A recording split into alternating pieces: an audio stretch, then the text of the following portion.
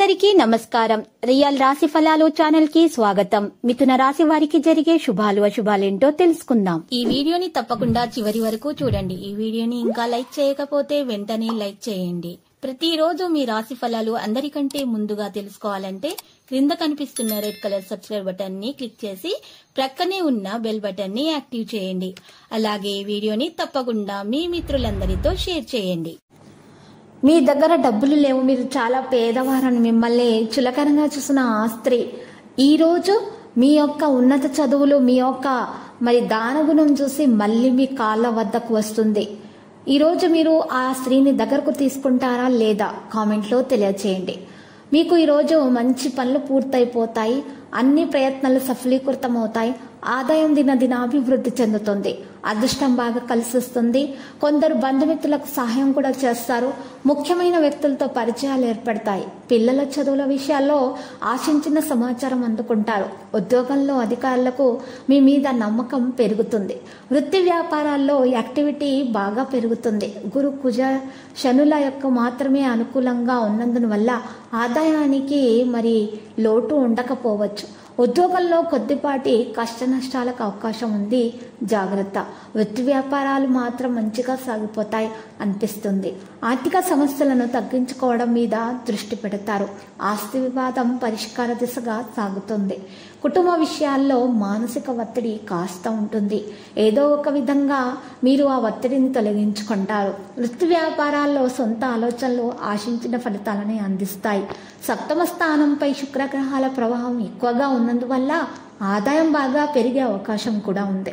ఉద్యోగాలు సవ్యంగా సాగిపోతాయి. వ్యాపారాల్లో లాభాలు నిలకడగా ఉంటాయి. ఇక మంచి పెళ్లి సంబంధం కుదిరే సూచనలు ఎక్కువగా గోచరిస్తున్నాయి. అదనపు ఆదాయ ప్రయత్నాల్లో శ్రమ ఎక్కువగా పడుతుంది. ఆస్తి వ్యవహారాలను బాగానే చక్కబెడతారు. తెలివితేటలను కూడా ఉపయోగిస్తారు. ప్రస్తుతానికి ధనపరంగా ఎవరికి ఎటువంటి వాగ్దానాలు చేయకపోవడమే మంచిది. ఇక ప్రముఖులతోటి పరిచయాలనేవి వృద్ధి చెందుతాయి. చిరకాల కోరిక నెరవేరే అవకాశం హెచ్చుగా కనిపిస్తుంది. నిరుద్యోగులకు ఉద్యోగ అవకాశాలు అయితే అందే అవకాశాలున్నాయి. అప్రయత్న కార్యసిద్ధి కలుగుతుంది. పుణ్యక్షేత్రాలను సందర్శిస్తారు. ఆర్థిక పరిస్థితి మాత్రం మెరుగ్గా ఉంటుంది. వాణిజ్య వ్యాపారాలలో అడుగు ముందుకు వేస్తారు. ఉద్యోగాల్లో ఇంక్రిమెంట్లు వస్తాయి. రాజకీయ కళారంగాల వారు మాత్రం అనుకూల ఫలితాలు సాధిస్తారు.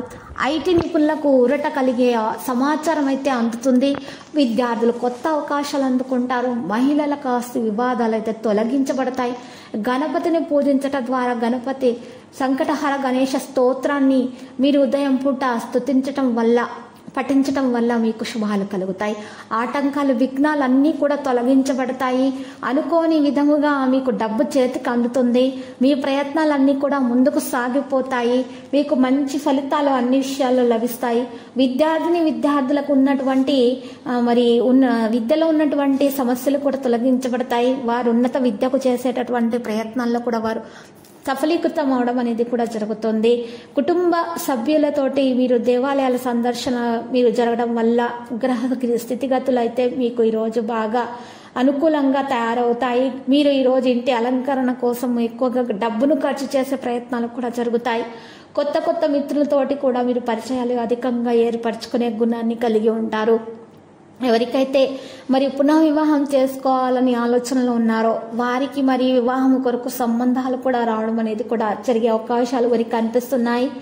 మీరు ఈరోజు ఎవరికి కూడా ఎక్కువగా మీరు ఎవరి కష్టాల్లో అయినా సరే, ఎవరికైనా సరే, ఎవరి సమస్యల్లో అయినా సరే మీరు ఈరోజు జోక్యం మాత్రం చేసుకోకండి.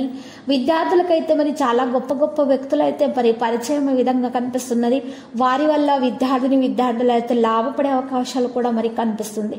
ఇక కొంతమంది స్త్రీలు అయితే కష్టాల్లో ఉన్న వారికి అయితే ధనరూప సహాయం కంటే కూడా వస్తురూప సహాయం మాత్రం ఎక్కువగా చేసే అవకాశాలు మాత్రమే కనిపిస్తున్నాయి.